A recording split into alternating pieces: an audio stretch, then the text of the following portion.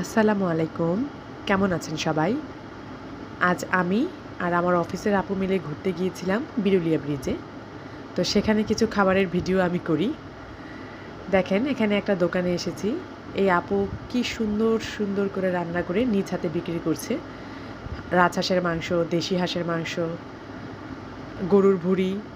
আমাদেরকে কি সুন্দর করে আপুটা একটা, একটা করে উঠিয়ে দেখিয়েছে। যদিও আমরা কিছু অর্ডার করিনি বা খাইনি। শুধু দেখেছি আর ভিডিও করেছি। এরপর আমার সাথে যে আপুটা ছিল সে খুব ইমব্রেসিং ফিল করছিল, তাই আমাকে তাড়াহুড়ো করে বলছে যে চলেন পাশের দোকানে যাই। তো এখানে একজন দেখছি ফুচকা বানাচ্ছে, ফুচকা চটপটির দোকান। তো তারাও আমাদেরকে ডাকছিল ফুচকা খাওয়ার জন্য, আমরা সেখানেও যাইনি। তারপরে দেখেন এখানে মোমো বানাচ্ছিল, আমরা মোমোও খাইনি। তারপর পাশের আরেক দোকান, সেখানেও তারা বিভিন্ন প্রকারের মাংস বিক্রি করছিল, রাজহাঁসের, গরুর মাংস। আমরা সেগুলোও খাইনি। ধন্যবাদ।